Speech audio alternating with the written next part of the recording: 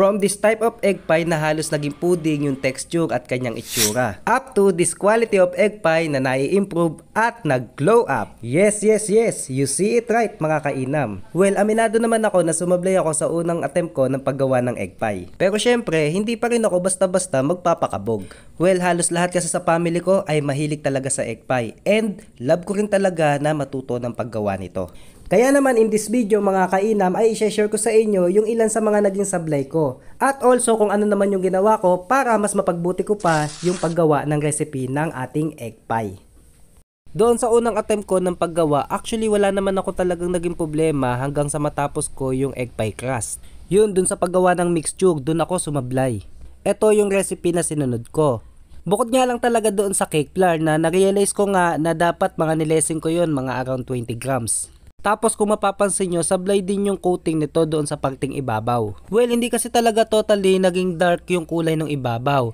Nakatulad ng literal na nabibili nga natin sa mga panaderya. Dalawa lang kasi dito yung sineparate ko na egg para tanggalan ng egg white, which is small size pa nga yun. Dapat talaga doon 4 yung itlog na ginamit ko since small nga iyon, para i-remove yung egg white. Para kapag ginamitan na siya ng wild whisk, naging foamy na siya, which is yung mira nga yung tawag, is ma-cover up niya nga yung kabuang circumference ng mismong egg pie. Malungkot at syempre naging unsatisfied talaga ako doon sa naging resulta ng first attempt ko sa paggawa ng egg pie. Pero kahit ganon, nagpatuloy pa rin ako. Nag-research ako at inalam ko kung ano-ano yung pwede ko pang i-improve doon sa recipe ko. Ang ginawa ko para mas lalong sumarap and makuha ko yung maayos na texture ay may mga dinagdag ako at pinalitan na mga sangkap doon sa paggawa ng mismong mixture ng egg pie filling. Kaya naman yung failure ko na iyon ay good thing nag-turned out naman into something flavor. Ito na nga yung aking second attempt kung saan ko siya tuluyang nakuha. Una, gagawa tayo ng egg pie crust and para makagawa nun, gagawa tayo ng dough. Ito yung naging recipe ko na sinunod ko sa paggawa ng dough. By this, pwede ka nang makagawa ng dalawa. 9 inches na which is regular size ng dalawang egg pie. Bali ganito siya, sa isang bowl naglagay ako ng 3 cups ng harina, then 1/3 cup ng asukal, tapos mga 10 grams ng asin. Konting halo, then lapag ulit ng 50 grams of butter. Once na well incorporated na yung butter doon sa harina ay maglagay na ng mga 2 takip ng vanilla syrup, mga 10 grams din yun. Pinaka-vanilla natin, ito yung magbibigay ng pinaka-kulay at saka yung pinaka-aroma. Then add lang tayo ng cold water around mga 150 ml. I-mix nyo lang siya hanggang sa mapansin nyo na mag-incorporated na nga yung mga sangkap na inilagay. Hanggang sa mapansin nyo na nga na nabuo na siya into a 1 whole mass. Tapos para maging maganda yung quality ng pinaka-crust natin, huwag natin siya masyadong masahin. Kumbaga gentle lang dapat yung pagmasa natin. So medyo malagkit pa siya ng konti kaya dinagdagan ko siya ng konting harina. So ito na yung finished dough natin, nabuo na siya into a 1 whole mass.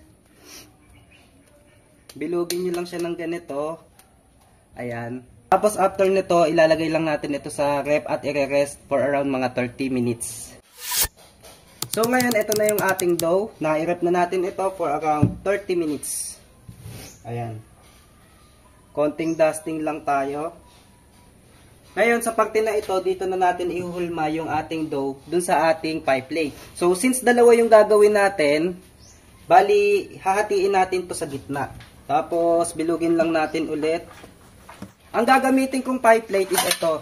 Ang size nito is 9 inches.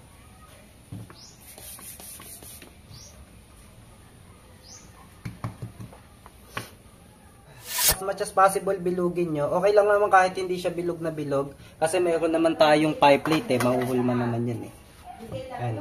Bali kakat nyo na lang yung edges if ever na sobra. Pero ito sakto na to sa tingin ko. Patong nyo lang siyang ganyan. Ayan. Tapos iuhulma nyo lang siya. Tapos yung thickness pala na ginawa ko is ganito lang. Hindi siya sobrang nipis, hindi rin naman sobrang kapal. Ayan lang siya. Katamtaman lang. Gentle nyo lang siyang ihulma kagaya nito. Tapos ipipinch lang natin yung gilid niya para magkaroon ng design. Pero optional lang naman to. Depende sa inyo kung gusto niyo siyang lagyan ng design o hindi. Okay lang naman yun. Pero ako lalagyan ko siya ng design. Ganito lang yung sa pagde-design kung if ever na gusto nyong lagyan siya ng design. Napaangat ko para maraming malagay dito sa loob na filling. Tapos, ayan na, yung isa ganun din, same procedure lang din. Then ipapoke lang natin siya ng tinidor. Kapag ganitong tapos na ang pie crust ay pwede na tong ilagay sa ref for at least 30 minutes. Next mixture naman. So matotal 10 pieces ng small size egg yung bala kong gamitin. And yung 5 piraso nun ay ihiwalay natin yung pinaka egg white. Well, gagawin lang kasi natin itong meringue na mamaya naman ay explain ko sa inyo kapag natapos na natin itong ating egg pie mixture.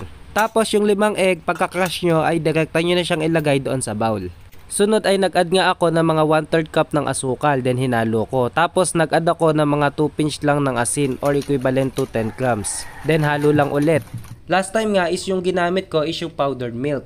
Pero since mas gusto ko pang ma-enhance yung lasa, so ngayon para dito sa ating mixture ay gagamitan natin ito ng 2 small can ng evaporada milk at condensed milk para naman ma-sureball at makasigurado na rin na mas lumutang yung pinakasarap doon sa ating gagawin na outcome ng egg pie. Kapag nailagay na yung 2 small can ng evaporada, i-mix lang ito ulit. Then sunod ay 2 small can ng condensed milk naman. At haluin lang din ulit ito ng mabuti. Then maglalagay tayo ng vanilla syrup. Ito yung magsisilbing pangdagdag ng aroma para ma-enhance yung aroma at the same time magkaroon siya ng konting coloration. Mix well lang ulit natin ito mga kainam. Sunod ay mag-a-add lang ako ng mga 1 tablespoon ng cornstarch para lang mas maging firm yung kalabasan ng ating egg pie. Tapos ay mag-add lang din tayo ng at least mga 400 ml ng tubig. Tsaga lang talaga sa paghahalo para yung pinakabuo-buo is mawala siya. Then, ito naman yung sineparate natin mga kainam kanina na egg white. Gagawin lang natin itong meringue. I-release lang natin ito hanggang sa mag-foamy in texture siya. Ganito lang ang gagawin nyo. Yun nga lang, kapag wala kayong hand mixer, bibilisan nyo lang yung paghahalo. Hanggang sa mag-foamy in texture na siya. Ito yung yan. O, diba? O, nagpo-foamy in texture na yan. Ito mga kainam yung magsisilbi na parang pinaka-toppings ng ating egg pie. Ito yung unang naluluto, yung nagiging parang darkish in color. Doon sa ibabaw ng egg pie. Yan.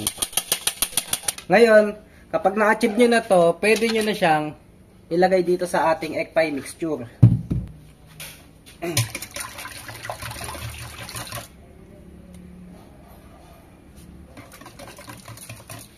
Kapag nailagay na natin siya sa egg pie mixture, kukunin na natin yung egg pie crust natin at ilalagay na natin to doon sa egg pie crust.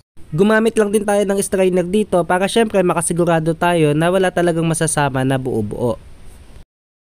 Mahalaga mga kainam na totally naka-cover up ng meringue yung pinaka-top layer ng egg pie nyo.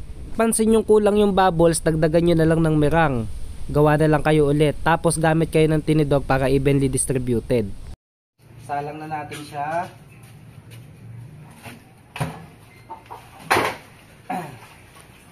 (180°C) for around 20 minutes. So dapat sa 20 minutes na yan mga kainam, around 180°C nga, ay ma-achieve natin na mag-dark in color na yung pinakakabuoang top layer ng ating nagawang egg pie. So, ito na siya after 20 minutes sa 180 degree, yung malakas na apoy. Pakita ko sa inyo. Ayan, yan na itsura niya. Kung mapapansin nyo, kapag medyo marami-rami yung meringue nalalagay natin, tapos unevenly distributed natin, ayan yung kakalabasan ng ibabaw. Medyo alsado pa kasi nasa loob pa ng oven eh. Ayan. Ngayon, kapag 20 minutes na sa high heat, 180 degree, pag natapos na yon, i-turn na natin siya sa low heat, mga around 120°C. Tapos for 40 minutes. Para maluto naman yung filling dun sa loob. So, eto na yon mga kainam, ang ating fresh baked egg pie. At bago nga natin ito i-slice, let it cool muna for about mga 30 minutes.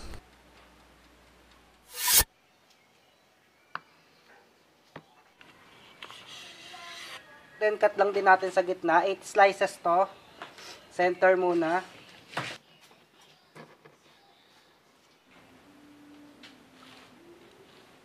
Pakita ko sa inyo yung kinalabasan niya. Ayan Ayan siya guys. By this time ay goods naman yung kinalabasan niya. Firm yung naging quality. Unlike yung una kong attempt na naging itsurang pudding. And para maging mas smooth yung slice, gamit tayo ng bread knife. So ayan guys, literal na from failure to flavor yung naging journey ko sa paggawa nga ng egg pie. Kasi from that ay may natutunan ako at mas na-motivate ako. Na alam ko na sa sarili ko na sa susunod na paggawa ko nito ay makukuha ko na. So ayan na nga po ang ating egg pie recipe for today's video. Kita-kits ulit tayo sa next video mga kainam. Thank you so much for watching.